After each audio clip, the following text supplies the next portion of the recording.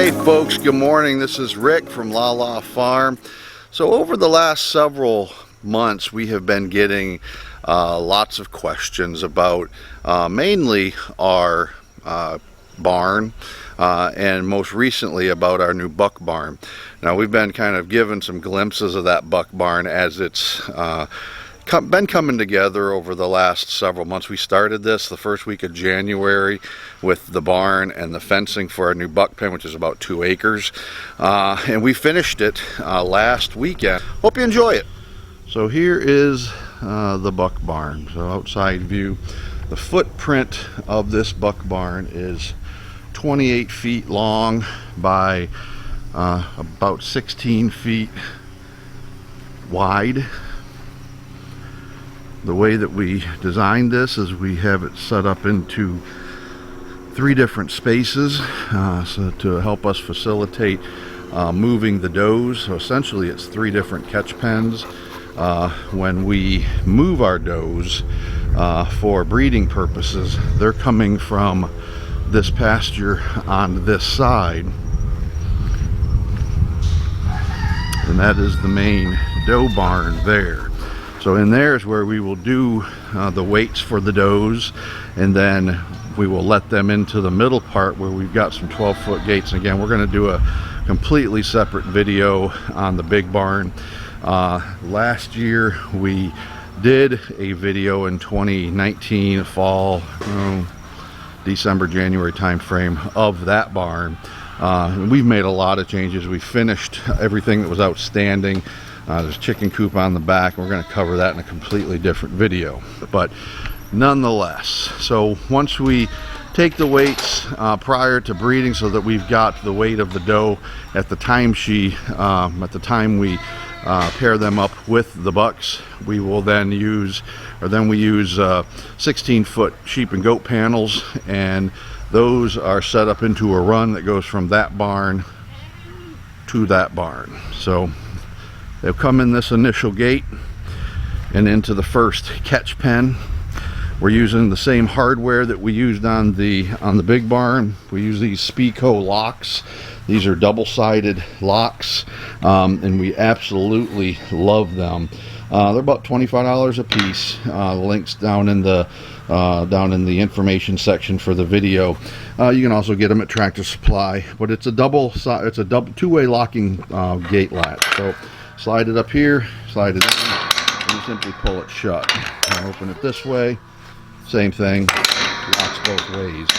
We use an eye bolt stuck down through this right here to lock it. Just makes it pretty easy, so even if they hit on it, they generally cannot break it open. So we come into this first pen here. This comes into the first catch pen. So it gives us a little bit of storage as soon as we come in. So here is where we've got some of the buck supplies. So their feed is in here, the limited amount that we do give them, bucket with their minerals, some baking soda, and then the Telltale training cookie, animal cookie training treats. This is the pail that LaLa uses to bring hay over. So this is really right now outside of breeding season. Obviously, once we were in the midst of bringing the does over here, this would be cleared out of here, at least temporarily. So we first come into this pen. As you can see, the entire structure is built with 6x6 posts tied together up at the top for the header joists with 2x8s, and then the ceiling purlins are 1x4s tied into the 2x8 joists forming the ceiling. So we just put a metal roof, a galvanized metal roof on top here. It's got a 6-inch slope from front to back, so over the 28 feet of run for the barn, there's 6 inches of slope just to allow us to have the rain run off versus sitting up on top. Some people have asked us, well, why are you sloping this from the back to the front? It does look a little bit odd. But the reason for that is you can't really see this property, but it slopes down. So from one end of this barn over the 28 feet to the other end here is about 9 inches of slope, downward slope. So the water runs toward, from that horse trailer toward the barn. So we did not want to dump the water on the back side of the barn and just to have it run back through the barn. So we sloped it toward the front, which allows the water to run off the front of the barn versus the back. So when we first walk in, we've got this catch pen. And then when we start using this barn for breeding purposes, depending upon which buck we are going to place that doe with, we will have one of these two gates open. The left gate will take the does to this 1 acre pasture where we'll have one of the bucks. The right hand gate will then lead to this 1 acre pasture where we will have our other breeding buck. So right now we've got two herd sires, CWF Zeus's Sting Einar and CWR, not CWF, CWR Zeus's Sting Einar, that's Einar right there, and CWR Whiskey's Blue Jarl. He's on the outside, you can't see him. He's in other parts of the video, you'll see him a little bit later. He's our Blue Roan, but both of them born in December of 2018, so they're running up on about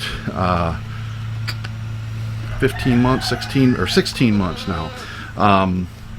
Pretty happy with them. This is their first breeding season that we've had with them.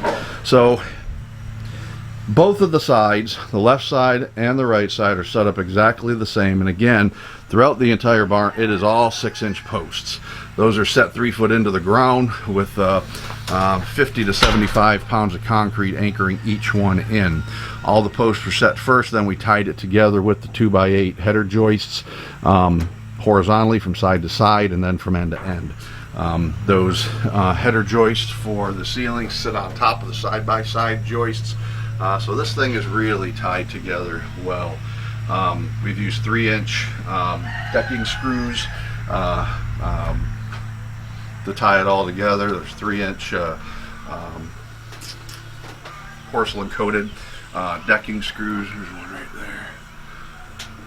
I think we had that one up there because we were running the water. So, and then we ran the water over here. We ran the water last year over to the barn through that riser there. Comes up, attaches to the barn, runs in, and then we've got a water feed to an automatic watering system. That's the same watering system that we've used for both, or used on the main barn. I'll show you those in a moment. Again, the links for those will be in the link section in the bottom. So this is our herd companion Weather Chewy. So now we're into that left gate. For kind of securing the animals in here, we've used the 4x4 sheep and goat panels. Those are 16-foot panels, and just cut them to fit between the posts. This is where we feed them right now and have them trained to kind of come in to us. That's our new buck born this year. That is a little over about 130-day old buck out of CWF Fancy. We're maintaining him for evaluation as a potential herd sire down the road. That's Heat Seeker, LLF Heat Seeker. Again, there's Einar and Jarl over there.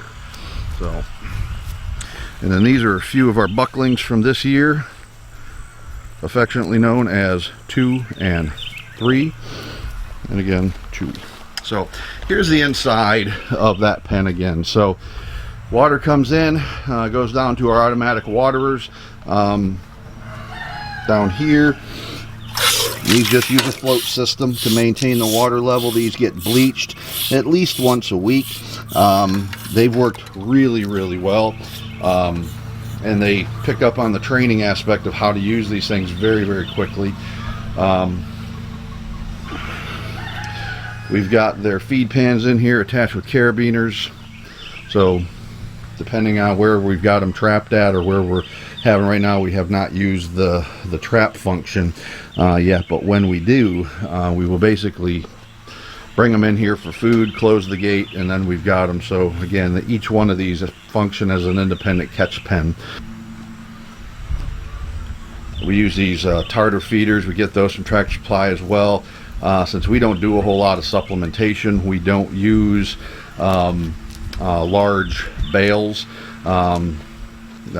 Most of what they get nutrition wise comes from forage over their 2 acres. A lot of this is blackberry brambles and just a lot of Florida scrub, and that's where they get a lot of that from. We do supplement them, like I said, a little bit with nutrition in terms of feed, but that's very limited. A half a cup a day, I think, is what LaLa feeds them.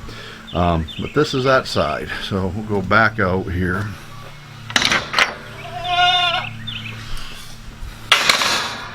And here's the other one. Again, the setup is exactly the same. Here's a picture of the eye bolt that we use to secure these. Then we just stick it through the hole, and it works pretty well.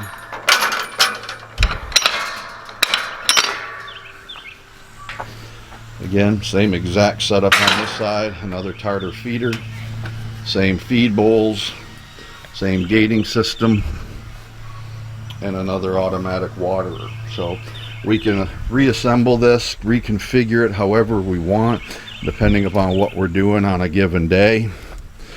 But here's your view from the outside. So eventually, we haven't put them in yet, they're on order. This gate will also have automatic locks, so when we bring them in, have to use this as a catch pen, then we'll just swing that closed and the gate will lock automatically. So this is the new buck barn. Provides really great shelter. They're loafing in here a lot of the day, particularly in the heat of the summer, or the heat of the day. We'll come home and they'll kind of be clustered around here. So the only thing that's not finished yet in this buck paddock, again about 2 acres, 1 acre on each side, is the cross fencing that will divide the 2 pastures. So we're going to start our breeding for this year the 3rd week of July, so that we can deliver us some late December, early January babies. But the cross fence, we'll be doing that within the next month. We'll start here at this center 6x6 and run straight across. They've kind of already wore them a path, as you can see, to the pine trees. So they've already started putting a killing on those pine trees, and that goes to our exterior fence. So there'll be another fence coming directly across here, and then we will have another 4-foot gate right here that will allow us to separate the breeding herds. All right, so there you go. There's the new buck barn. We hope you found this video particularly informative. We've spent a lot of time planning this barn out, and it's going to be instrumental in helping us better manage our breeding groups between our 2 lead herd sires and our now herd of about 30 does, 30 breeding does. We spent a lot of time thinking this design through.